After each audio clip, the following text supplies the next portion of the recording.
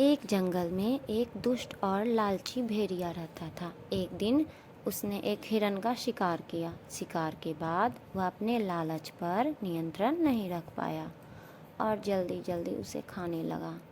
इस जल्दबाजी में एक हड्डी उसके गले में अटक गई। हड्डी अटक जाने पर वह बहुत परेशान हो गया। अब उससे न खाते बन रहा था न पीते। उसने बहुत कोशिश की कि किसी तरह हड्डी उसके गले से निकल जाए, लेकिन सारी कोशिश बेकार गई। अंत में उसने किसी से सहायता लेने का विचार किया।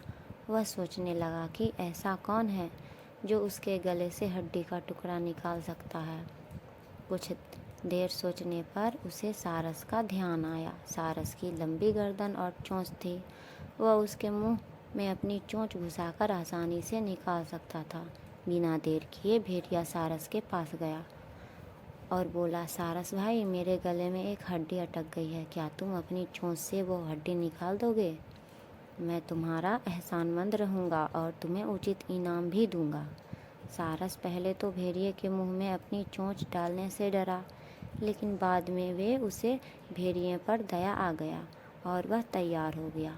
भेड़िया मुंह खोलकर खड़ा हो गया और सारस ने उसके मुंह में अपनी चोंच डाल दी, लेकिन उसकी चोंच हड्डी तक नहीं पहुंच पाई। तब उसने अपनी आधी गर्दन भी भेड़िए के मुंह में घुसानी पड़ी।